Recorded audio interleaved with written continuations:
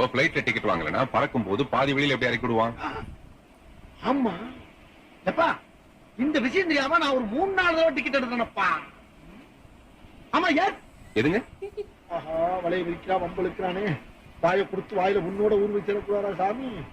ஆமா செக்கிங் வருவான்ல. வரட்டும். ஏன் எடுக்கலன்னு கேப்பான்ல. போடா பெண்ண. உன்னை வேணா இப்ப மரியாதை திட்டுவானா? அன்னைக்கு உன் மச்சான் எப்படி திட்டினா உன்னை? எப்படி?